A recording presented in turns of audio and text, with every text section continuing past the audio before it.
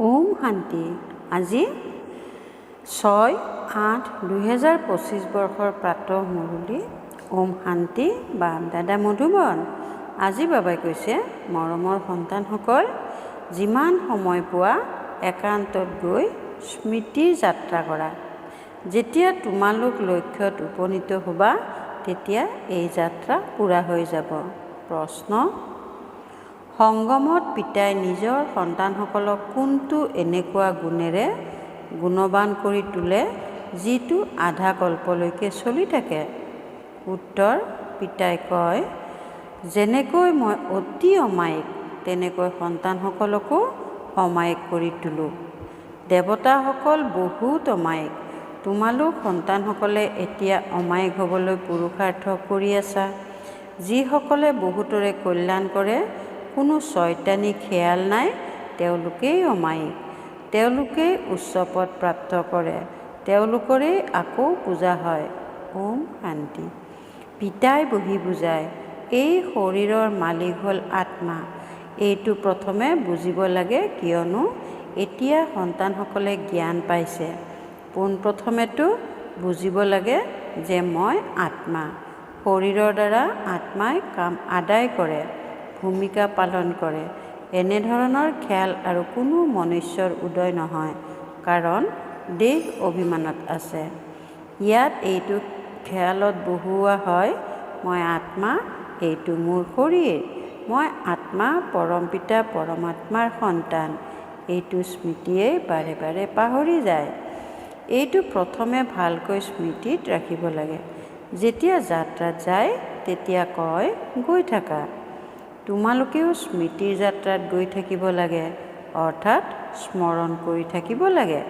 যদি স্মৰণ নকৰা, তেন্তে জানিবা যাত্ৰাত গৈ থকা নাই। দেহ অভিমান আহে। দেহ অভিমানত কিবা নহয় কিবা বিকৰ্ম হৈ যায়।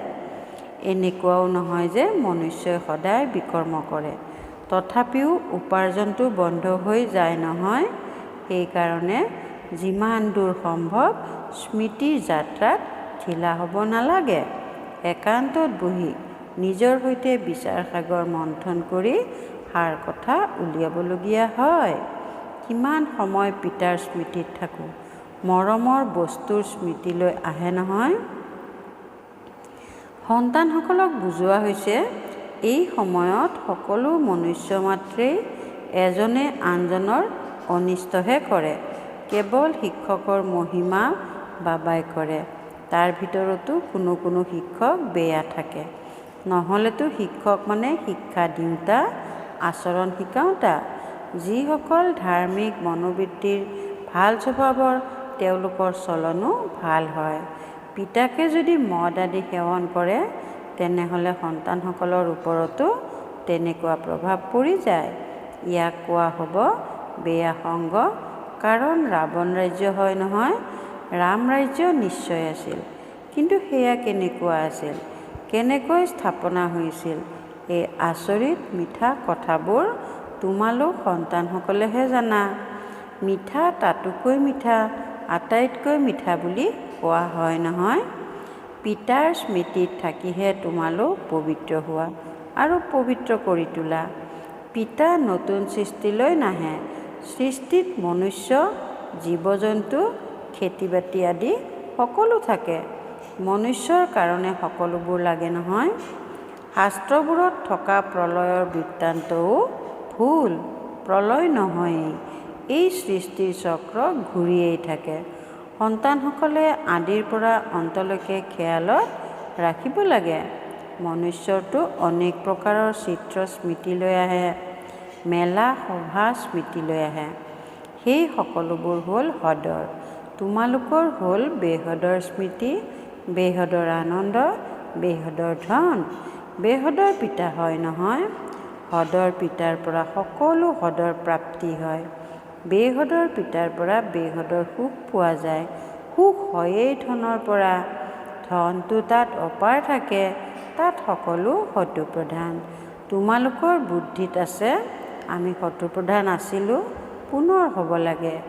এইটো তোমালোকে এতিয়া জানা। তোমালোকৰ ভিতৰতো ক্ৰমানুসৰি আছে মিঠা, তাতোকৈ মিঠা, আটাইতকৈ মিঠা হয় নহয়। বাবাতকৈও মিঠা সন্তান আছে, তেওঁলোকেই উচ্চ পদ পাব। আটাইতকৈ মিঠা তেওঁ হয়, যিয়ে বহুতৰে কল্যাণ কৰে। পিতাও আটাইতকৈ মিঠা হয় নহয়। সেইকাৰণেতো সকলোৱে তেওঁক স্মৰণ কৰে। কেৱল মৌ বা চেনিকেই আটাইতকৈ মিঠা বুলি কোৱা নহয়, এয়া মনুষ্যৰ চলনৰ ওপৰত কোৱা হয়। এনেকৈ কয় নহয় যে এওঁ মিঠা সন্তান, সত্যযুগত কোনো চৈতানী কথা নাথাকে। ইমান যি উচ্চ পদ পায়, নিশ্চয় ইয়াত পুৰুষাৰ্থ কৰিছে। তোমালোকে এতিয়া নতুন সৃষ্টিক জানা। তোমালোকৰ কাৰণেতো যেন কাইলৈ নতুন সৃষ্টি শুভধাম হ'ব। মনুষ্যইতো গমেই নাপায় শান্তি কেতিয়া আছিল, কয় বিশ্বত শান্তি হওক। তোমালোক সন্তানসকলে জানা বিশ্বত শান্তি আছিল, যি এতিয়া আকৌ তোমালোকে প্ৰতিষ্ঠা কৰি আছা। এতিয়া এয়া সকলোকে কেনেকৈ বুজোৱা যায়? এনেকুৱা সাৰ কথা উলিয়াব লাগে, যিবোৰৰ মনুষ্যৰ বহুত প্ৰয়োজন। বিশ্বত শান্তি হওক। ইয়াৰ কাৰণে সমস্বৰে কয়, কাৰণ অশান্তি বহুত। এই লক্ষ্মীনাৰায়ণৰ চিত্ৰ সন্মুখত ৰাখি দিব লাগে। এওঁলোকৰ যেতিয়া ৰাজত্ব আছিল, তেতিয়া বিশ্বত শান্তি আছিল। তাকেই স্বৰ্গ দৈৱী বিশ্ব বুলি কোৱা হয়। তাত বিশ্বত শান্তি আছিল। আজিৰ পৰা ৫,০০০ বছৰ আগৰ কথা আৰু কোনেও নাজানে। এইটো হ'ল মুখ্য কথা। সকলো আত্মাই একেলগে কয়, বিশ্বত শান্তি কেনেকৈ হ'ব? সকলো আত্মাই আহ্বান জনায়, তোমালোকে ইয়াত বিশ্বত শান্তি প্ৰতিষ্ঠা কৰিবলৈ পুৰুষাৰ্থ কৰি আছা। যিসকলে বিশ্বত শান্তি বিচাৰি আছে, তেওঁলোকক তোমালোকে শুনোৱা যে ভাৰততেই শান্তি আছিল। যেতিয়া ভাৰত স্বৰ্গ আছিল, তেতিয়া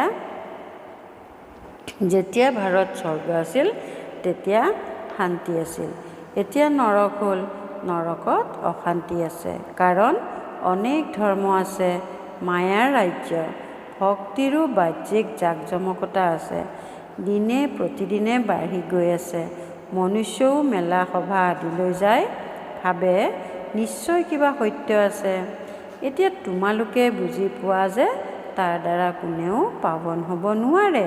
পাৱন হোৱাৰ ৰাস্তা কোনো মনুষ্যই দেখুৱাব নোৱাৰে। পতিত পাৱন এজনেই পিতা, সৃষ্টি এখনেই, মাত্ৰ নতুন আৰু পুৰণি বুলি কোৱা হয়। নতুন সৃষ্টিত নতুন ভাৰত, নতুন দিল্লী বুলি কয়। নতুন হ'ব, য'ত আকৌ নতুন ৰাজ্য হ'ব। ইয়াত পুৰণি সৃষ্টিত পুৰণা ৰাজ্য। পুৰণি আৰু নতুন সৃষ্টি কাক কোৱা হয়, এয়াও তোমালোকে জানা। ভক্তিৰ কিমান বিস্তাৰ আছে, ইয়াক কোৱা হয় অজ্ঞান। জ্ঞানৰ সাগৰ একমাত্ৰ পিতা। পিতাই তোমালোকক এনেকৈ নকয় যে ৰাম ৰাম বুলি কোৱা বা আন কিবা কৰা, নকয়। সন্তানসকলক বুজোৱা হয়, বিশ্বৰ ইতিহাস ভূগোল কেনেকৈ পুনৰাবৃত্তি হয়। এই শিক্ষা তোমালোকে পঢ়ি আছা। ইয়াৰ নামেই হৈছে আত্মিক শিক্ষা, আধ্যাত্মিক জ্ঞান। ইয়াৰ অৰ্থও কোনেও নাজানে।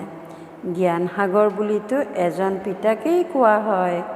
তেওঁ হ'ল আধ্যাত্মিক জ্ঞানৱান পিতা। পিতাই আত্মাসকলৰ সৈতে কথা পাতে। তোমালোক সন্তানসকলে বুজি পোৱা যে আত্মিক পিতাই পঢ়ায়, এয়া হ'ল আধ্যাত্মিক জ্ঞান। আত্মিক জ্ঞানকে আধ্যাত্মিক জ্ঞান বুলি কোৱা হয়। তোমালোক সন্তানসকলে জানা, পৰম পিতা পৰমাত্মা হৈছে বিন্দু। তেওঁ আমাক পঢ়ায়। আমি আত্মাসকলে পঢ়ি আছোঁ, এইটো পাহৰিব নালাগে। আমি আত্মাই যি জ্ঞান পাওঁ, আকৌ আমি অন্য আত্মাসকলক দিওঁ। এইটো স্মৃতি তেতিয়া স্থায়ী হৈ থাকিব, যেতিয়া নিজক আত্মা বুলি বুজি পিতাৰ স্মৃতিত থাকিব। স্মৃতিত বৰ কেঁচা, তৎক্ষণাত দেহ অভিমান আহি যায়। দেহী অভিমানী হোৱাৰ অভ্যাস কৰিব লাগে। মই আত্মাই এওঁৰ সৈতে চুক্তি কৰোঁ। মই আত্মাই বেপাৰ কৰোঁ। নিজক আত্মা বুলি বুজি পিতাক স্মৰণ কৰাটোতেই লাভ হয়। আত্মাৰ জ্ঞান আছে, মই যাত্ৰাত আছোঁ, কৰ্মটো কৰিবই লাগে, সন্তান আদিৰো তত্ত্বাৱধান ল'ব লাগে, কাম বেপাৰ আদিও কৰিব লাগে। বেপাৰ আদি কৰোঁতে মই আত্মা, এইটো স্মৃতি থকাটো বৰ কঠিন। পিতাই কয়, কোনো ওলোটা কাম কেতিয়াও নকৰিবা। সকলোতকৈ ডাঙৰ পাপ হৈছে বিকাৰৰ। বিকাৰেই বৰ দিগদাৰ দিয়ে, বিকাৰেই বৰ দিগদাৰ কৰে। এতিয়া তোমালোক সন্তানসকলে পাৱন হোৱাৰ প্ৰতিজ্ঞা কৰা, তাৰে স্মাৰক হৈছে এই ৰক্ষাবন্ধন। আগতেতো পাই পইচাৰ ৰাখি পোৱা গৈছিল, ব্ৰাহ্মণসকলে গৈ ৰাখি বান্ধিছিল। আজিকালিতো ৰাখিও কিমান চৌকিন তৈয়াৰ কৰে। বাস্তৱত হৈছে এতিয়াৰ কথা। তোমালোকে পিতাৰ আগত প্ৰতিজ্ঞা কৰা, মই কেতিয়াও বিকাৰগ্ৰস্ত নহওঁ, আপোনাৰ পৰা বিশ্বৰ মালিক হোৱাৰ উত্তৰাধিকাৰ ল'ম। পিতাই ক'ব, ৬৩ জন্মতো বিষয় বৈতৰণী নদীত ডুবি থাকিলা, এতিয়া তোমালোকক ক্ষীৰসাগৰলৈ লৈ যাওঁ। সাগৰ বুলি একো নাই, তুলনা কৰিবলৈ কোৱা হয়। তোমালোকক হিমালয়লৈ লৈ যায়, তাত অপাৰ সুখ আছে। এতিয়া এয়া অন্তিম জন্ম, হে আত্মাসকল পবিত্ৰ হোৱা। কি পিতাৰ কথা নামানিবা? কি পিতাৰ কথা নামানিবা জানো? ঈশ্বৰ তোমালোকৰ পিতাই কয়, মৰমৰ সন্তানসকল, বিকাৰগ্ৰস্ত নহ'বা।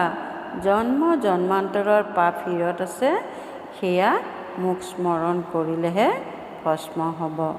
কল্প পূৰ্বেও তোমালোকক শিক্ষা দিছিলোঁ।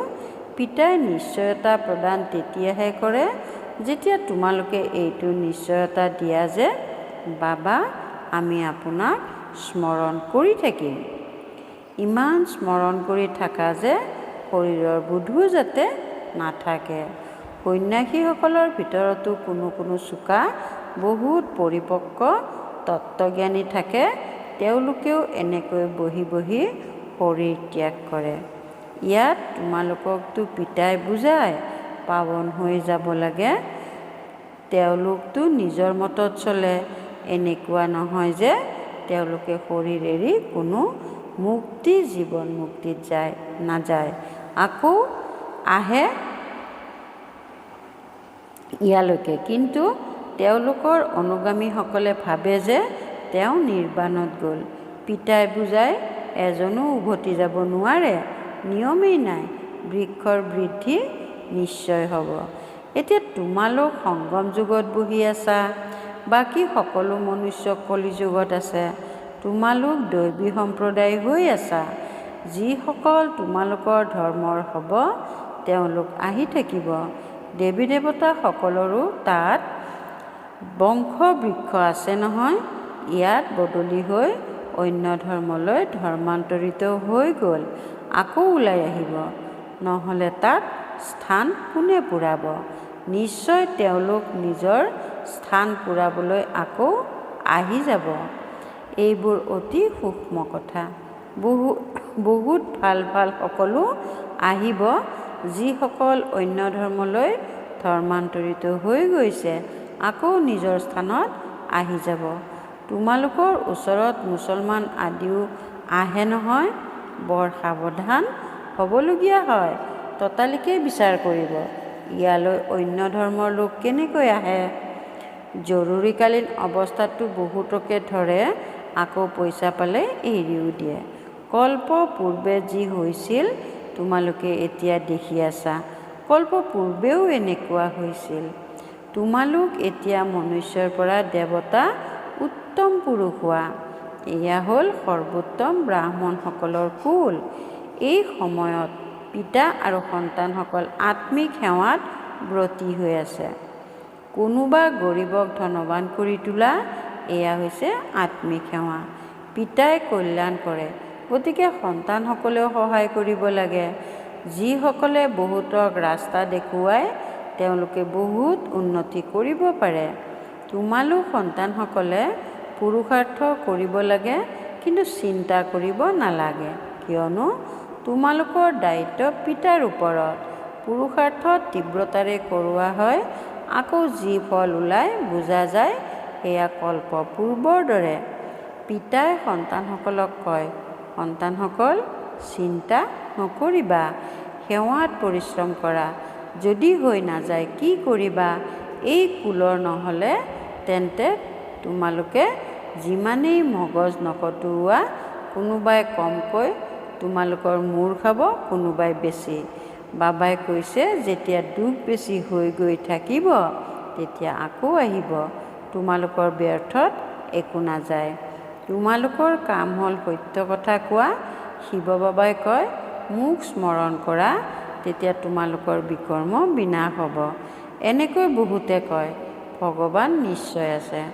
মহাভাৰতৰ যুদ্ধৰ সময়ত ভগৱান আছিল, মাত্ৰ কোন ভগৱান আছিল তাক লৈ বিভ্ৰান্ত হৈ গৈছে। শ্ৰীকৃষ্ণটো হ'ব নোৱাৰে। শ্ৰীকৃষ্ণ সেইটো চেহেৰাত আকৌ সত্যযুগতহে হ'ব। প্ৰত্যেক জন্মত চেহেৰা সলনি হৈ যায়। সৃষ্টি এতিয়া সলনি হৈ আছে। এতিয়া ভগৱানে কেনেকৈ পুৰণিক নতুন কৰি তোলে সেয়াও কোনেও নাজানে। অৱশেষত তোমালোকৰ নাম প্ৰসিদ্ধ হ'ব। স্থাপনা হৈ আছে, পাছত এওঁলোকে ৰাজত্ব কৰিব, বিনাশো হ'ব। এফালে নতুন সৃষ্টি, আনফালে পুৰণি সৃষ্টি। এই চিত্ৰখন বৰ ভাল। এনেকৈ কয়ো যে ব্ৰহ্মাৰ দ্বাৰা স্থাপনা, শংকৰৰ দ্বাৰা বিনাশ, কিন্তু একোৱেই বুজি নাপায়। মুখ্য চিত্ৰ হ'ল ত্ৰিমূৰ্তি, উচ্চতকৈও উচ্চ হ'ল শিৱ বাবা। তোমালোকে জানা, শিৱ বাবাই ব্ৰহ্মাৰ দ্বাৰা আমাক স্মৃতিৰ যাত্ৰা শিকাই আছে। বাবাক স্মৰণ কৰা। যোগ শব্দটি কঠিন লাগে, স্মৃতি শব্দটি বহুত সহজ, বাবা শব্দটি বহুত মৰম লগা। তোমালোকৰ নিজৰেই লাজ লাগিব। আমি আত্মাসকলে পিতাক স্মৰণ কৰিব নোৱাৰোঁ, যাৰ দ্বাৰা বিশ্বৰ বাদশ্বাহী পোৱা যায়। নিজৰেই লাজ লাগিব।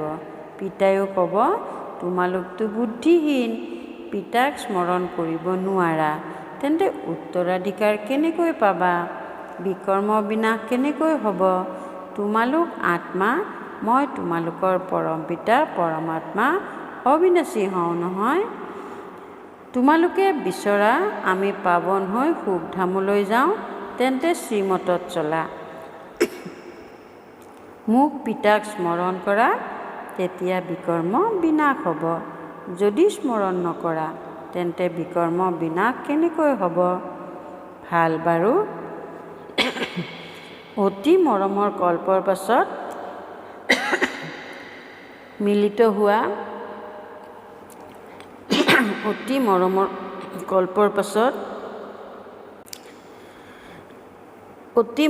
কল্পৰ পাছত পুনৰাই মিলিত হোৱা সন্তানসকলৰ প্ৰতি মাতা পিতা বাপ দাদাৰ স্নেহপূৰ্ণ স্মৰণ আৰু সুপ্ৰভাত। আত্মিক পিতাৰ আত্মিক সন্তানসকলক নমস্কাৰ। আত্মিক সন্তানসকলৰ আত্মিক মাতা পিতা বাপ দাদাৰ প্ৰতি স্নেহপূৰ্ণ স্মৰণ আৰু নমস্কাৰ। ধাৰণাৰ বাবে মুখ্য সাৰ 1 নম্বৰ, সকলো প্ৰকাৰৰে পুৰুষাৰ্থ কৰিব লাগে। চিন্তা কৰিব নালাগে, কিয়নো স্বয়ং পিতা আমাৰ বাবে দায়বদ্ধ। আমাৰ একোৱেই ব্যৰ্থত যাব নোৱাৰে। 2 নম্বৰ, পিতাৰ সমান অতি অমায়িক হ'ব লাগে, অনেকৰ কল্যাণ কৰিব লাগে। এই অন্তিম জন্মত পবিত্ৰ নিশ্চয় হ'ব লাগে। পেচাগত কাম কাজ আদি কৰিও অভ্যাস কৰিব লাগে যে মই আত্মা। বৰদান, প্ৰবৃত্তিৰ বিস্তাৰত থাকি ফৰিস্তাবোধৰ সাক্ষাৎকাৰ কৰাওঁতা, সাক্ষাৎকাৰৰ মূৰ ধোৱা। প্ৰবৃত্তিৰ বিস্তাৰত থাকি ফৰিস্তাবোধৰ সাক্ষাৎকাৰ কৰাওঁতা, সাক্ষাৎকাৰৰ মূৰ ধোৱা। প্ৰবৃত্তিৰ বিস্তাৰ হোৱা স্বত্তেও বিস্তাৰক সংকুচিত কৰা আৰু তাৰ ঊৰ্ধত থকাৰ অভ্যাস কৰা। এতিয়াই স্থূল কাৰ্য কৰি আছা, এতিয়াই অশৰীৰী হৈ গ'লা। এইটো অভ্যাসে ফৰিস্তাবোধৰ সাক্ষাৎকাৰ কৰাব। উচ্চ স্থিতিত থাকিলে সৰু সৰু কথা ব্যক্ত ভাৱৰ অনুভৱ হ'ব।